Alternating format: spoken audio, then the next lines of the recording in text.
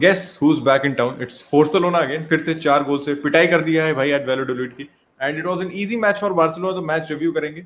उसके अलावा मैड्रिड का मैच अभी चल रहा है, रुको मैं दिखा देता हूँ स्कोर लाइन, इससे पहले कोई बोले कि भाई आप झूठ बोल रहे हो, हाइलाइट्स देख आए हो। तो इस मैच की थोड़ी सी बात करेंगे, तो match is still going on, but पहले 60 मिनट की बात करेंगे हमने क्या ऑब्जर्व किया इस मैच में। And although we are definitely not cricket fans, and हम सपोर्ट भी नहीं करते क्रिकेट को बहुत ज्यादा, ना उसको झंडा लेके निकलते हैं, लेकिन when India beats Pakistan it's always feel good भाई।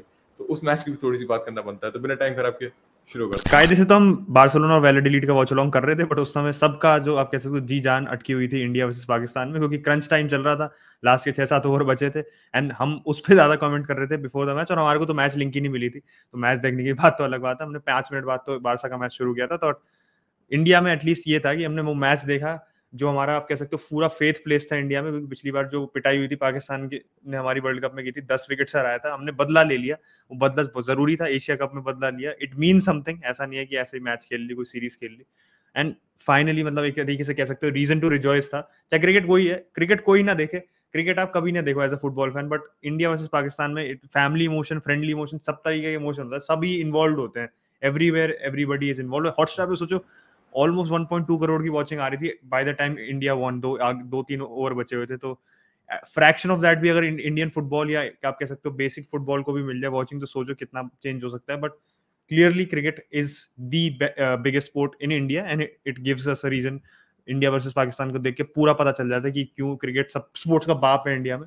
फुटबॉल में अगर वापस आते हैं, क्योंकि हम वॉच अलोंग तो वैसे बारसा की कर रहे थे, तो बारसा की बात करना जरूरी है, because Barcelona didn't start the most convincing way, but फिर उसके बाद मैच जैसी प्रोग्रेस हुआ दिख गया कि क्लियर गैप ऑफ क्वालिटी है बिटवीन वैलोडोलिड एंड बारसा। वैलोडोलिड कुछ नहीं कर पाई थी, एंड आई थिंक एक चीज है जिसके बारे में बात करना जरूरी है, विच इज जूल्स कुंडे। Looked comfortable, didn't look like it was first match for Barcelona. पूरे मैच में अगर मैं उसको देखूं तो कंफर्टेबल प्लेयर लगा था, going forward, right back, overlapping, underlapping, जो भी सब सही कर रहा था। He was providing so much space for Dembele to operate, अपने आप को एज अ सपोर्टर भी प्रोवाइड कर रहा था। पूरी बारसा की team looked very gelled in. अब आप बुस्केट्स को भी देखो, बुस्केट्स के साथ भी मेरे को लगा कि बुस्केट्स पहले मैच में जिस हिसाब से रस्टी था, came back into this match looked like his usual self. मैं ये नहीं कहूंगा बिल्कुल बुस्केट्स प्राइम बुस्केट्स टाइप की परफॉर्मेंस थी, बट ये था कि मिडफील्ड वाज नेल्ड डाउन। वैलोडोलिड ने इतना चैलेंज भी नहीं किया, but Busquets looked way more assured. Busquets इतना वो नहीं कर रहा था, बॉल पे अनश्योर नहीं लग रहा था, आप कह सकते हो, या लेट रिएक्शंस नहीं लग रहे थे जो उसके पहले मैच में लग रहे थे, इसलिए उसे जो बुकिंग मिली थी इसलिए मिली थी। But Barcelona had control of the game. Valladolid से एक दिक्कत है कि they could have made this game more competitive, क्योंकि पर्टिकुलर मोमेंट्स में Valladolid was allowing Barca to play so easily through them. तो सेंट्रली वो ब्लॉक ही नहीं कर रहे थे स्पेस। मैं पेड्री की बात करूं, एरिक गार्सिया का भी पर्टिकुलर रन था, तो they were very late to react, और बारसा काफी इजीली बॉल प्रोग्रेस कर पा रही थी। I think that's why they were so fluid today.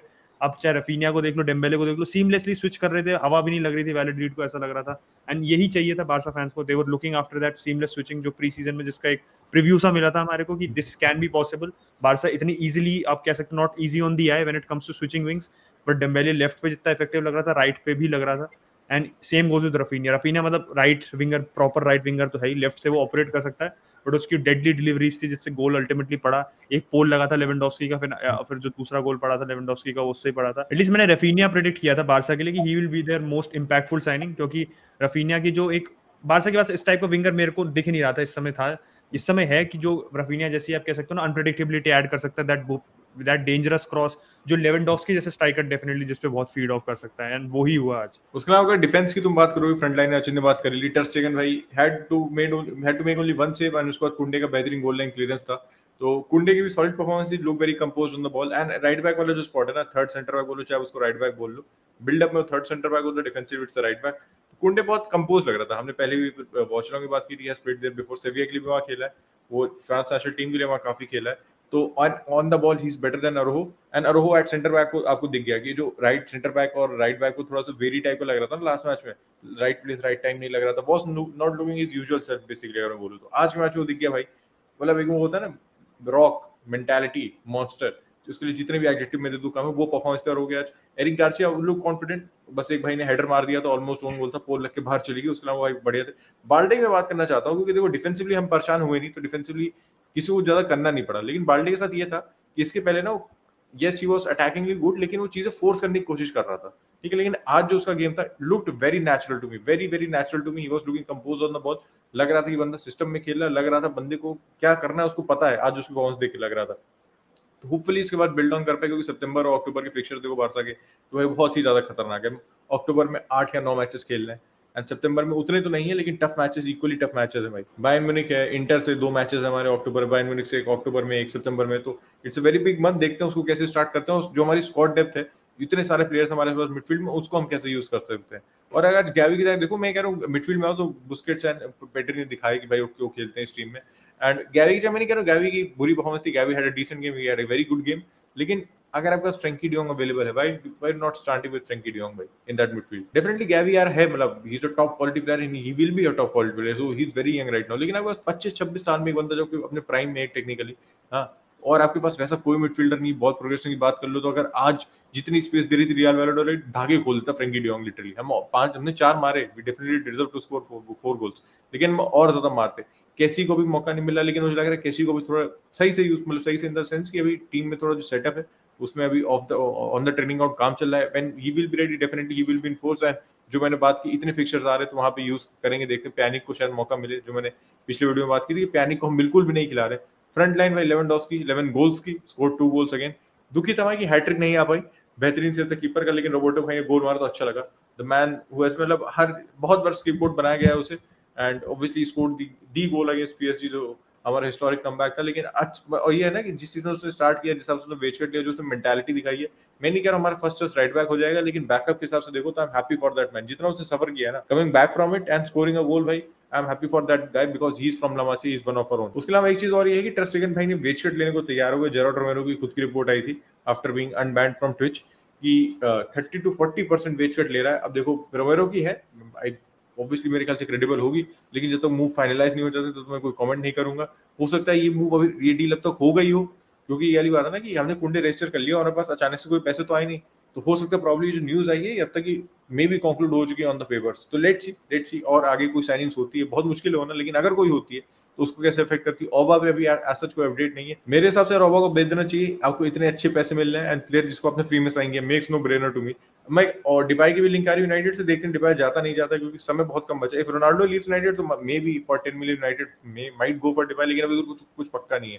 तो डिपाई को रख लो, ओबा को भेज दो, एंड डिपाई अगले season if you do not want to extension नहीं देना चाहते तो उसको फ्री में भाई जाने देना, कोई दिक्कत की बात है नहीं, अगले साल उसका कॉन्ट्रैक्ट खत्म हो रहा है। उसके अलावा बात है जावी गलान से लिंक हो रही है, जावी को पसंद भी है, तो समय बहुत कम है हमारे पास, कितने फाइनेंशियल देखने वाली बात होगी, क्योंकि 31 अगस्त से पहले हमें रजिस्टर भी करना होगा प्लेयर, नहीं तो ऐसा नहीं उसके बाद भी रजिस्टर कर सकते हैं, लेकिन फिर प्लेयर के पास ऑप्शन हो जाएगा। मतलब वो चलो मैं थोड़ा आउट ऑफ टॉपिक जा रहा हूँ, कोई आएगा तो ऐसा नहीं 2 दिन में वो क्लब छोड़ के चला जाएगा, that makes no sense absolutely. उसके अलावा अगर यूनाइटेड रिसोर्ट बात करें तो एंथनी की जब हम कर रहे थे तभी हेरवी को आ गया था। हमने देखो प्लेयर की तो काफी बात कर ली है, लेकिन जो प्राइस टैग है 100 मिलियन, उससे ये डील जस्टिफाई कितनी होगी Achint? And at 100 million, is this a good deal or an average deal for Manchester? Bad deal नहीं बोलूंगा क्योंकि definitely he is an upgrade on your current options, लेकिन at 100 million क्या वो उस प्राइस टैग को जस्टिफाई कर पाएगा? क्योंकि लोग कहते हैं प्राइस टैग की बात ना करो, प्राइस टैग की बात ना करो, लेकिन अगर हैरी मैग्वायर अगर 30 मिलियन का होता तो nobody would have been bantering Harry Maguire, to be really honest. Unless your name is Jack Grealish, तो बट मैं आता हूँ सीधे सीधे। I think we can divide this deal into positives and negatives. Negatives तो ऑब्वियसली उत्कर्ष ने highlight किया, सबसे बड़ा negative is the amount of money which is involved. But मैं पॉजिटिव की अगर बात करूँ तो पॉजिटिव एक तो ये है कि ten Hag wanted Antony, he got his first choice signing, we paid way over the odds, बहुत ज्यादा ओवर द ऑड्स दिए, बट उसको अपनी फर्स्ट चॉइस साइनिंग्स मिली कायदे से, जो उसको 1.5 महीने पहले मिल जानी चाहिए थी। That is obviously negative. The timing of this deal is in response to all the Glazers out movement. Glazers out movement अभी भी चल रही है। अब मैंने वही लोग कह रहे थे कि नहीं चल रही, अभी भी नहीं चल रही। 1958 जो भी सारे हार्डकोर ग्रुप्स है सब अभी यही कह रहे हैं।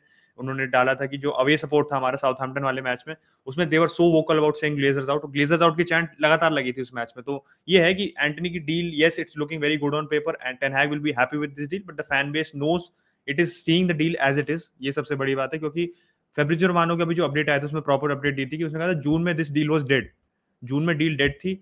आईएक्स was asking too much money, United ने अपने आप को इस पूरी, आप कह सकते हो जो भी कॉन्टैक्ट से सारा विड्रॉ कर लिया था, दे वर नॉट एक्टिव। जुलाई में they tried to ask Ajax फिर भी फर्म थी, हम बेचना नहीं चाहते। जुलाई में भी 60 मिलियन के आसपास की यूनाइटेड ने बिड का फ्लोट किया था, बट वो दैट वाज नॉट कंसीडर्ड। फिर 80 मिलियन का कुछ दिन पहले जब ये डील आप कह सकते हो ओरिजिनेट हुई, वापस एक तरीके से रिवाइटलाइज हो गई डील, वापस on the cards I. 80 million की बिड थी, वो रिजेक्ट हुई।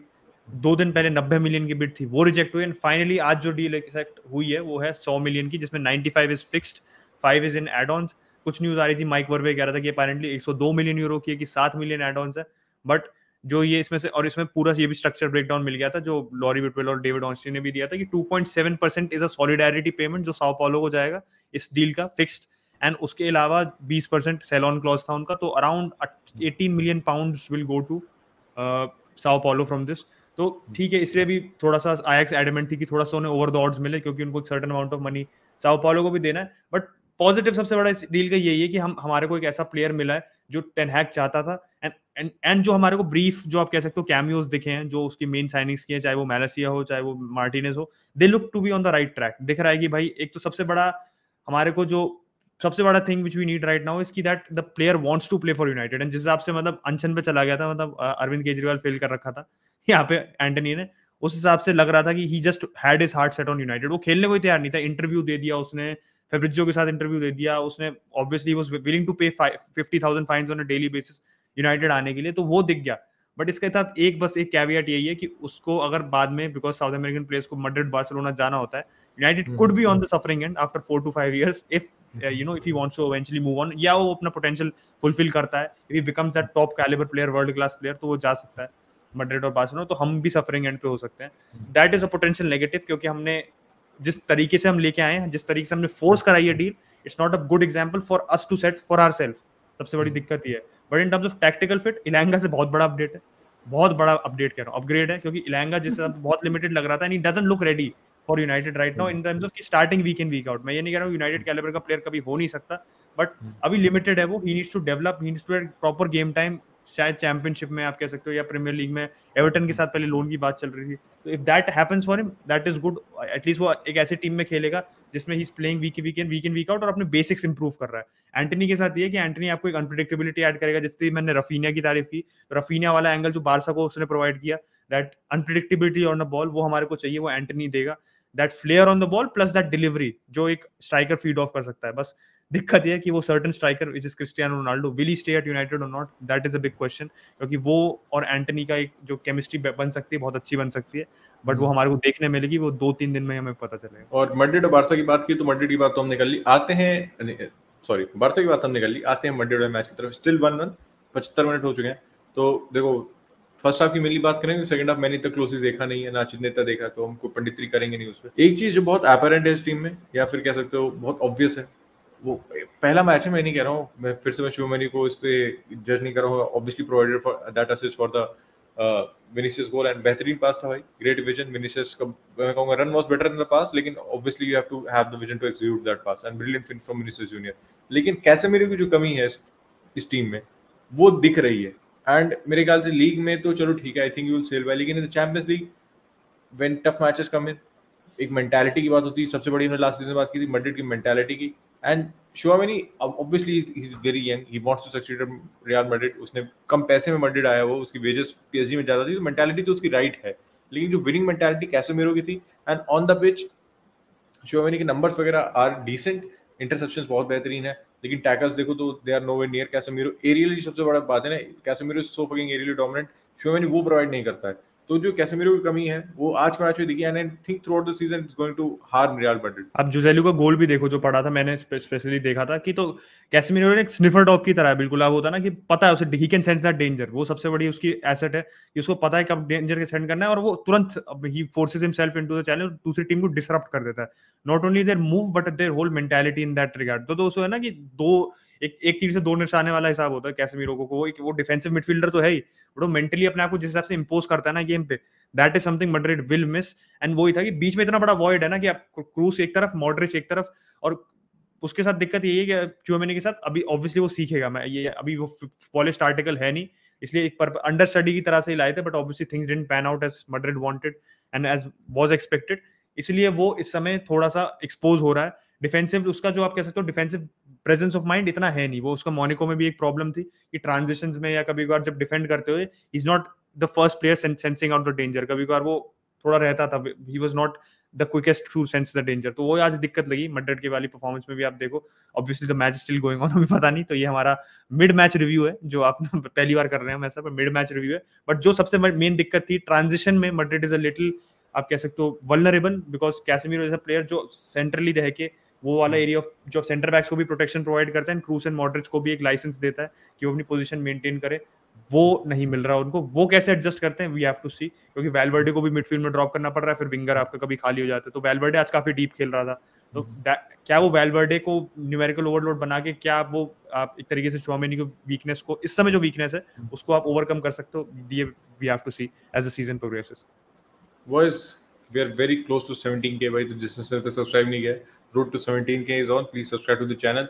वीडियो को लाइक कर दो भाई अगर आप हमारे ऑलरेडी सब्सक्राइबर हो, कमेंट कर सकते हो आप, एंड ऑब्वियसली अब बेल आइकन कॉल पे कर दो, जिससे भी वीडियो आएगा तो आपको अपडेट मिल जाएगा। बस thank you so much for watching, will catch you tomorrow, bye bye.